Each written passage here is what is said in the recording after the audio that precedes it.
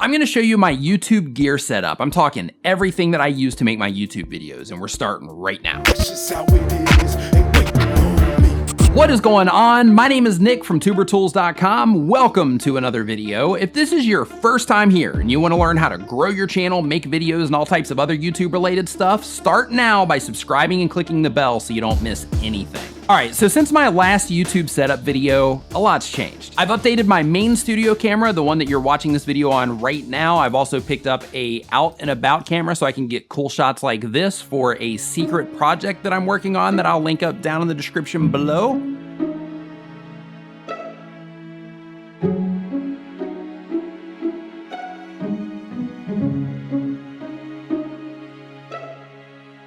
I've added new lights, some live streaming gear, all types of awesome stuff, and I'm gonna show you everything. And since this is gear related, if you have any questions about any of the stuff that I'm talking about, make sure that you leave them down in the comments below and I'll answer them as long as I know the answer. Also, I'm gonna let you know the positives and negatives of everything that I use so that if you're trying to upgrade your gear or if you're trying to figure out what it is that you should get, so that you can make the right decision. Cameras. My main studio camera, this one right here, is a Canon 80D. I upgraded to this from a Canon 70D. The positives, I absolutely love the color and the overall look that I get from a Canon camera. I'm also very familiar with Canon products because I started out with the 70D and they've always been reliable for me. Negatives. There's no 4K, which kind of sucks. I'm actually really looking forward to when the next model comes out that is 4K. When I picked up my out and about camera, which we'll be talking about here in a second, it made me realize just how big and bulky and heavy this camera is. But as you can see, it still produces a great result for what I need it to do. So in my book,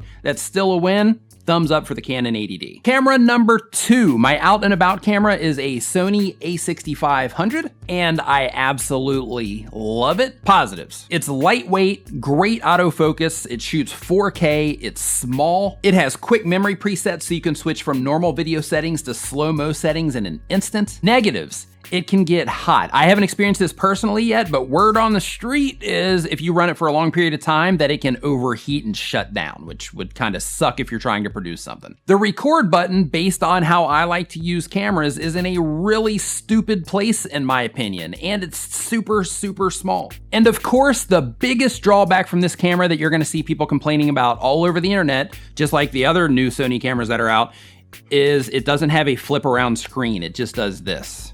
So you can't do selfies with it. But I fixed that problem with getting a monitor, which we'll go into here in just a little bit. Lenses. For the Canon, this one right here, the lens that I have on this camera right now, this is a Canon 18-135 kit lens. If I'm shooting B-roll footage with this camera, I will then switch the lens to the 50mm just to give it a different look. But overall, this lens right here, the 18-135, stays on it about 98% of the time. With that said, you are more than welcome to fact check me on the percentage of time that this lens stays on this camera. When it comes to lenses for the Sony a6500, I got this 16-50mm lens that came with the camera as part of the kit. I actually love this lens. I think it looks absolutely fantastic. And I also picked up a Sigma 16mm 1.4 lens. This thing is absolutely incredible. My friend Brian G. Johnson, I'll put a link to his channel up here. He actually suggested that lens to me, and thanks, Brian. I absolutely love that lens. Microphones. What you're hearing right now is the Audio-Technica AT875R shotgun microphone. And it's so close to me, I can almost taste it. If I reach up and I pull it down, it's literally this close to me right now. Positives. It has a great low end, a great just overall even sound. I've had this microphone since the beginning from my very first YouTube video. I'll actually link to that right up here if you want to see it. But from my very first YouTube video, I've had this microphone. It's a workhorse. I absolutely love it. Negatives. The only thing that I do not like about this microphone is that it's an XLR microphone. So in order to actually plug it into the camera, I have to route it through a Zoom H4n audio interface, which I'll get to here in just a minute, but that basically adds to the stuff that I have to have, which kind of sucks. But It's worth it for the sound. And of course I could use other devices to route the microphone through, but the idea is that I have to use something else to route it through instead of just plugging it directly into the camera. Next up on the list is the Rode VideoMic Pro. The positives of the Rode VideoMic Pro: it's small, it plugs right into my camera with a mic input, it has a decibel reduction to help reduce that annoying hiss sound that happens with a lot of mics, and it sounds good. Negatives: it's battery powered, which means that you have to roll with batteries. So if you're throwing this thing in a bag and you're trying to be compact and you're running around, you still gotta keep some 9-volt batteries with you wherever you go in case you need them. And that kinda sucks, but what sucks worse is that the process to change the battery on this thing, horrible design flaw in the battery compartment for the Rode VideoMic Pro. But it sounds great, real easy to throw on top of your camera if you're a vlogger. You can put it on a boom stand if you're doing presentation style videos, kind of like I do. But overall, it's a pretty good mic. Next up is the Rode Procaster. As you can tell, I'm a fan of Rode microphones, but with the Rode Procaster, that's what I use in my live streaming setup at home. That's what I use to make Skype calls. It's what I use to record tutorials. It's even what I use to talk to my mom with if I talk to her on Skype or another conferencing software.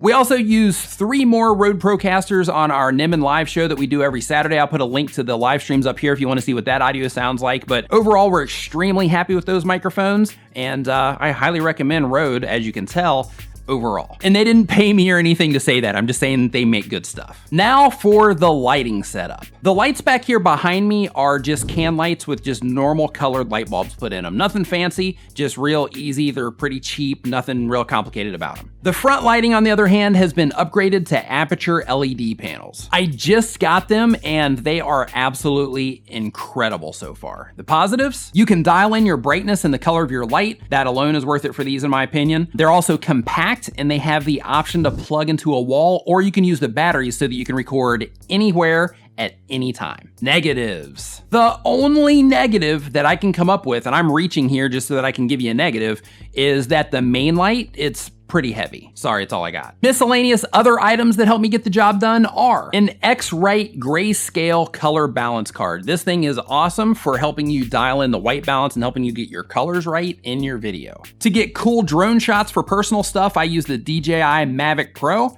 I love it. I wish that I would have bought it sooner. I use an Elgato Stream Deck for live streaming, and I have to tell you that this thing is a game changer if you are a live streamer. The audio interface that I use to get my Rode Procaster into my computer is a Focusrite Scarlett 2i2. The interface I use to get my Audio Technica into my camera is a Zoom H4n audio recorder. A LiveView Solo for out and about streaming. If you don't know about this little box yet, I'll actually put a link to this down in the description. If you don't know about this box yet, and you are into streaming in any capacity, you're gonna love this thing. Basically what it does is it takes 2 cell phone signals and then it bonds them together to create one powerful, strong signal that you can stream from anywhere as long as you have a cell signal. Audio Technica ATH M30X headphones at home and in the live studio for listening to myself and sometimes music when I'm streaming. Now, that Sony a6500 problem that I was telling you about earlier with the flip screen, how it doesn't have one of those, I got this Best View monitor that basically allows me to monitor whatever is being shown on the screen. So basically I take the HDMI out of that, plug it into this, and then that allows me to see what the camera is seeing. It's a workaround, it's a headache, but it gets the job done, and that's what matters. I made another video I'll link to right up here that shows some behind the scenes of my studio setup, basically showing you where everything is placed and stuff like that, and just showing you, like, giving you a full tour of my setup. So if you're interested in checking that out, the link will be right up here for that. And if you want to learn more about growing your channel, making videos, and all types of other YouTube related stuff, start now by hitting the round subscribe icon so you don't miss anything. Thank you so much for watching. I'll see you next time.